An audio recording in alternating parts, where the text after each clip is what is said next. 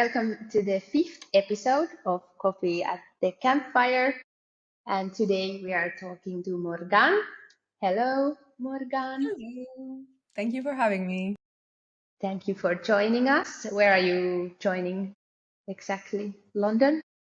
No, so I'm in the UK, but I am 2 hours away from London. I'm in the southwest, so Devon. Cool. And we're going to talk to you about storytelling. So, can you tell a bit about your background, why you are the specialist today? Sure. Well, yeah, I'm a copywriter, content writer, content creator. It's a lot of terms, but basically, yes, I write for different clients, and I'm part of the Campfire team. I've been part of it since almost the beginning. I think I was one of the first person to join. And yeah, I'm freelancing for Campfire, and I'm also one. I mean, you guys are almost all of you are like quite close or going to the office regularly. I'm one of the few that is, oh yeah, fully remote, even though I've met a lot of you from Yeah. different streets. And yeah, I tell stories. I try to tell stories and to convey yeah, informations and bring people together, hopefully. Yeah. And most of our stories they come from you, our story and client stories. So Yeah. cool. All right. Let's just jump right into the topic then. So I wanted to first ask you, why do you think storytelling is important in corporate events, especially for the client participating? How they can make use of the storytelling? Hmm. Yeah, it's a good question. You might wonder, like, why am I part of the team? I'm not an event planner or anything like that. But I mean, the first thing that comes to my mind is quoting Simon Sinek, who I'm sure has been overquoted many times, but he says people don't buy what you do, they buy why you do it. And I think that's kind of the answer, right? It's like, why you do something is the story behind it. And that usually starts with your employees. If they don't buy into why they do something, it's going to be really hard to convince your clients. And so that would be my first answer. It's like you need to tell stories. They're easier to understand or remember than facts or data, and they also create connections. A shared story becomes a shared history for the employees, and that really helps build identity. So yeah, that would be why. Cool. Do you have any example in mind where storytelling was used effectively? Like, for example, you've seen a company telling their story in a way that was super effective. I mean, I've seen quite a few. So I've been on site a few times with teams for Campfire. We also run our own venues, so we also have teams here. And even if I don't have a specific one in mind, I think that I've thought of the things that the successful one do, like companies that really manage to tell a really good story. They tend to not overly focus on the actual telling part, but they do it in a very subtle way. So it's not just talking, but it goes beyond that. It's like to understand that where you gather, for example, the location that you pick, it tells a story. The food you serve and how you serve it, how you organize your agenda, your schedule, how much time you allow for free time. All of that is a way to like really embody the right vibe, and that's your story. So I think the companies that are really successful with that, they're companies who think beyond the written words or the told words. They think about, okay, how do we tell the story through the way we do things? Exactly. Makes sense. Yeah, then let's go into the writing stories. Let's say you're writing a story, for example, for a Campfire company, story from an event that we have hosted. How do you adapt the story? Like, to maybe the employees that participated to potential clients? Is there like ways to do it, or do you think the same story speaks to different audiences in the same way? Yeah, it's a tricky one. Well, I think the first, and it's a very good question, the first thing to do, or the first thing I try to do, is ask myself, go back to the first thing, is like, why am I writing this? And then who am I writing it for, right? It's something that I had to work a lot on myself. Is that at the beginning I was writing for myself, like, oh, I want to tell that story, but it's not about me. It's a really important thing to remember. And so, yeah, who am I writing for?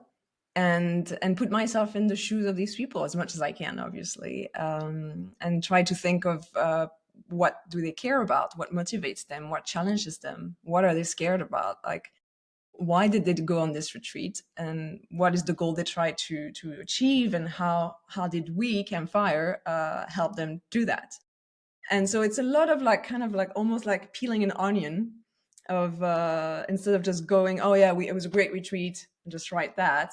Try and understand the core of like why it started, and understanding, yeah, deeper and deeper. And you understand that a successful event might not be seen in the same way for a, like, I don't know, a CEO or a founder as it is for an employer or as it is for a venue owner. So yeah, one success story might have a lot of different angles to it. So yeah, then you Yeah. have to choose the story you're telling based on who you're writing for. Exactly.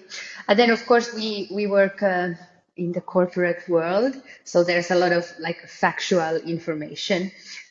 What's your view on like combining this into emotional storytelling? Do you think it's useful, or and how would you use it, the factual data? Yeah, it's super important, obviously, especially in the industry we're in. Like I said before, I like to tell story and write stories, but it's something that I need to remind myself of is, once again, sticking to my audience. I'm not writing fairy tales, at least not when I work for Campfire. uh, and facts and data and well-researched papers and information is the way to gain trust, right? And be relevant in the industry. It's nice to say, oh, retreats are great, they will help you, bond, but like, okay, how do you know that, right? Like, tell me, how do you know that? What are the numbers? And so, yes, this is very important to tell the story, but also have facts. And I tend to see almost like the food idea or comparison. Is like facts need to be served with emotions on the side, Yeah, so they are more digestible. yeah, that's that's good. How do you say metaphor? Yeah. Um, yeah, then I'm gonna throw you a bit of a curveball. I didn't prepare you on this one.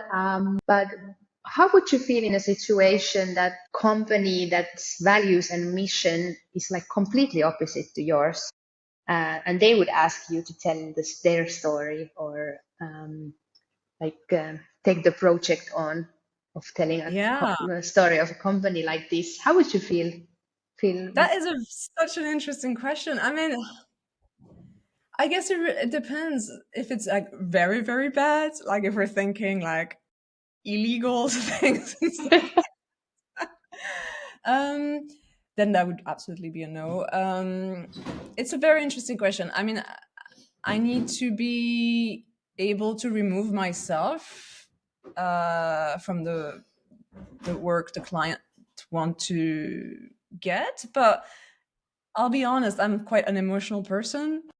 I write a lot about the way I feel, the way I speak. Like, my writing style is very personal, even when I work for clients. So I think I would struggle. Yeah, if I'm being 100% honest, it would be really difficult for me to deliver. Yeah, when I'm thinking about it, like it would be super hard to like stay objective Yes, when it's something exactly. complete. Yeah, I would completely against. probably have to say that I'm not the right person for the job, and maybe recommend someone else. I don't know. Yeah. Yeah, yeah. A bit, little bit regarding this. Have you had any experiences where like the storytelling went completely wrong and maybe you didn't match the values or missions of whatever you were telling the story about?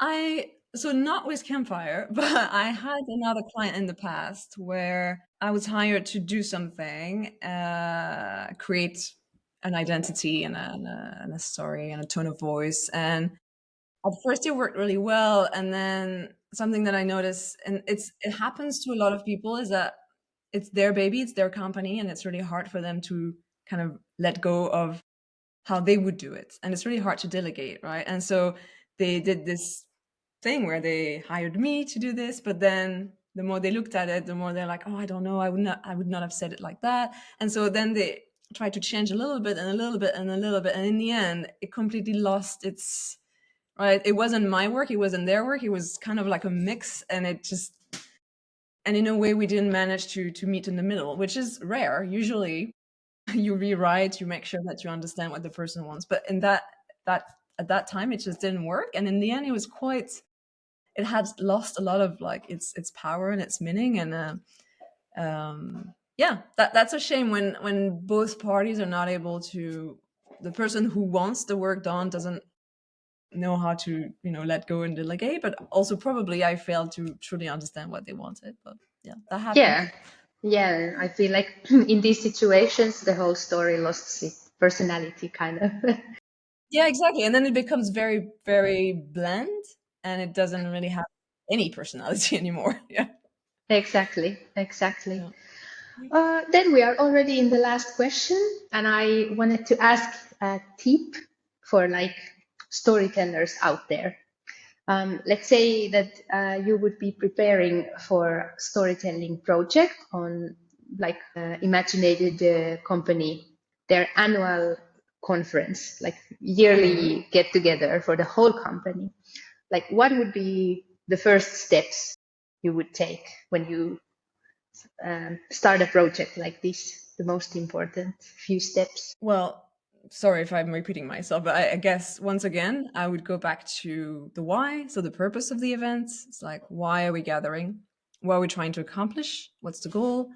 Um, I think once I've understood that, uh, I would love, if it's possible, to talk to like the highest, like the CEO or the founder, and then also talk to the last person they've hired, so the last person who's joined the company, because I want to try and measure like the gap that needs to be filled with the story, right? Like, how can they both, the person who's been there the longest and the person who just arrived, how they both can enjoy the event and leave the event feeling like they belong to something together and inspired. Yeah. Nice. Great, great tips for anyone telling the stories. But that was our conversation today. Anything Thank else you. you want to add? No, thank you for taking the time to speak with me. I think storytelling is something we maybe sometimes don't think about, but it hides in everything we do. So I'm glad that I had the opportunity to say a few words about it. Thank you. Thank you so much for joining us.